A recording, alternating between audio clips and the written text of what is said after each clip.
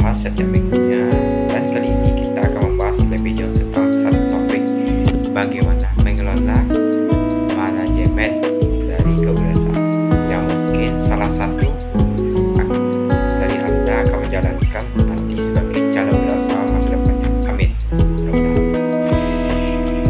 Tidak ada yang bisa menebak manusia di muka bumi ini, apalagi mereka memang punya tabir, punya keinginan, usaha keras, punya doa, punya perjuangan yang tidak sedikit. Mudah-mudahan semuanya begitu baik.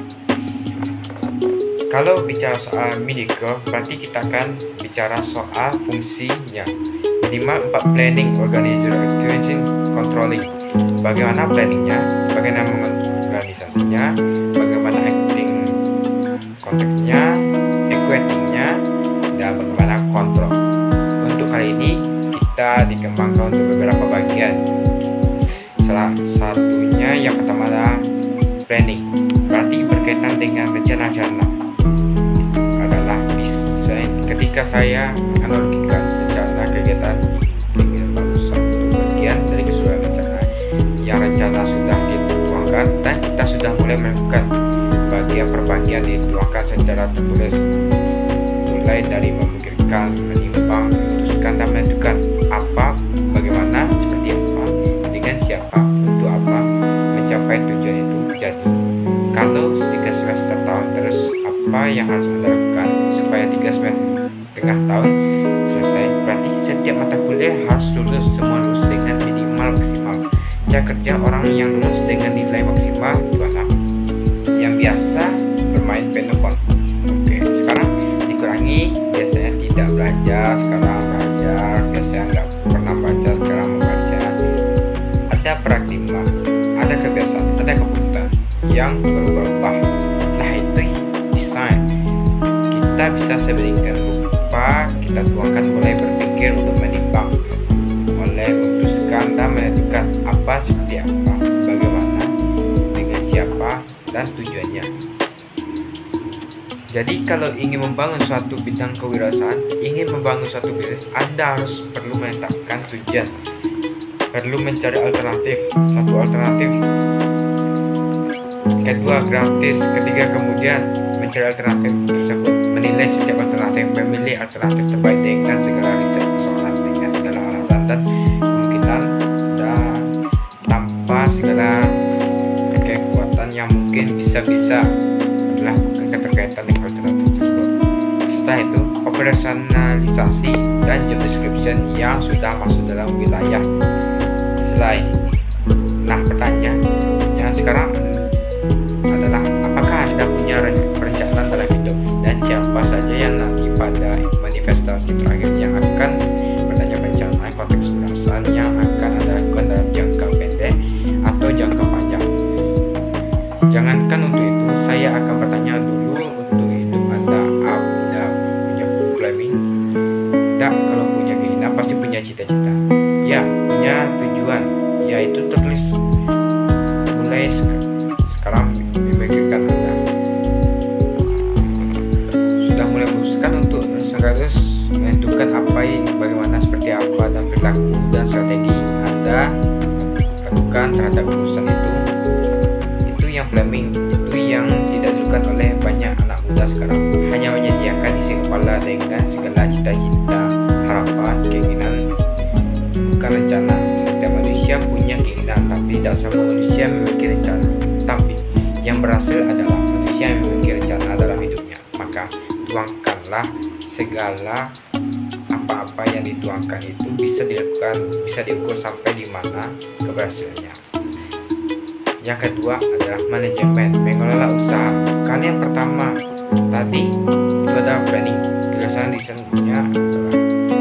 Yang kedua adalah kita melakukan yang namanya organizer, proses pengelompokan, bagaimana menentukan kegiatan, penyerahan kegiatan, dan menyerahkan delegasi untuk melakukan kegiatan itu.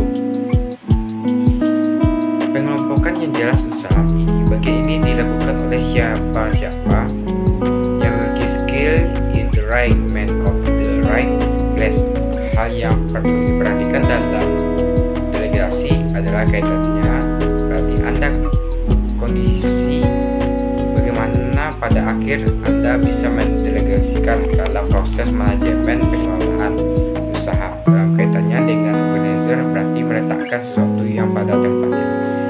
Pengelompokan pekerjaan ini dilakukan oleh si pekerja, itu yang dilakukan sesuai dengan keahlian atau bidang partner partner kemudian diperhatikan bagaimana Anda sebagai bos, sebagai pemimpin memberikan wewenang terhadap orang-orang.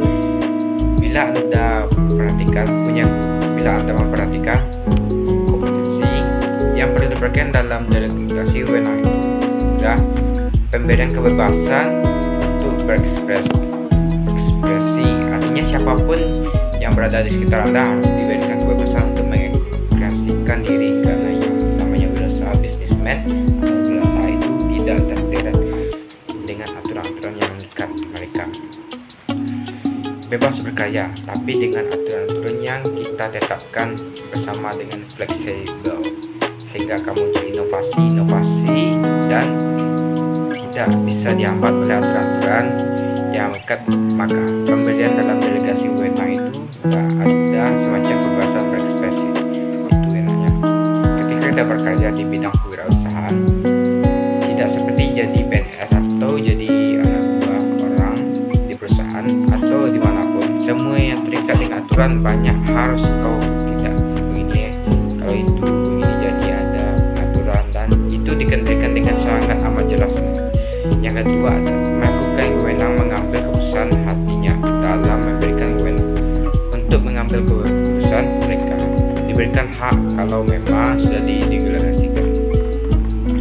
Mereka kebebasan sampai wilayah mana mereka bisa mengambil keputusan. Yang ketiga, tanggung jawab yang jelas. Kalau sudah diembankan delegasi, mereka punya kebebasan berekspresi, mereka punya wewenang untuk ambil keputusan.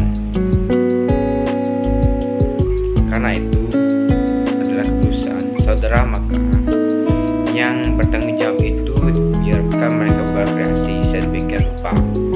Dalam proses organizer, penentuan kegiatan penjarakan delegasi pada akhirnya terkait man of the right place, menggerakkan orang-orang agar sesuai dengan tuntunan yang ditetapkan oleh organisasi atau lembaga. Yang selanjutnya manajemen pengelolaan usaha yang keempat, yaitu controlling management. Itu berkaitan dengan fungsi manajemen. Jadi mulai planning, directing, dan sekarang ada controlling, melakukan pengawasan. Kontrol agar apa?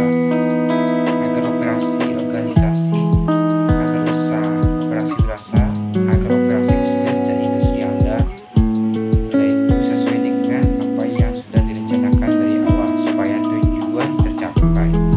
Jadi kalau ada persoalan di perjalanan bisa ditarik kembali untuk memperbaiki, membenahi sehingga pelayanannya dilakukan kembali dan disempurnakan lagi, sehingga apa yang diobati adalah penyakitnya. Proses akan terus berjalan untuk mencapai tujuan tadi, sehingga apa tujuan dari Anda, dari bisnis Anda, pekerjaan Anda memang pada akhirnya akan sesuai dengan harapan menentukan Anda secara material maupun imaterial. Bahkan masih diperhatikan dalam konteks controlling, namanya juga mengontrol, melakukan sesuatu agar sesuai dengan porsinya, sesuai dengan sasarannya, agar tidak lari dari yang seharusnya dan direncanakan. Jadi perhatikan tujuan yang sudah ditentukan sudah sesuai, belum tidak tercela. Tujuan bandingkan tujuan dengan tujuan yang tidak. Baik, lalu melakukan pengawasan terhadap sistem operasional secara keseluruhan. Bandingkan budget dengan aktual. Budget yang kita miliki dan aktual yang sedang berjalan memungkinkan kita tidak untuk sampai ke tahap tujuan atau pengeluaran di luar itu.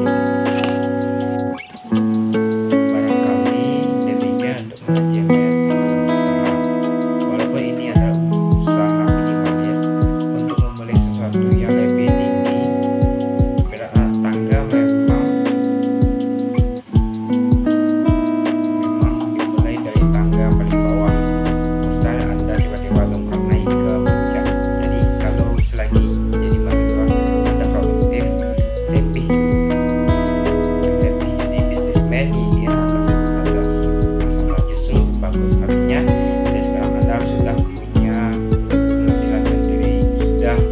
menapaki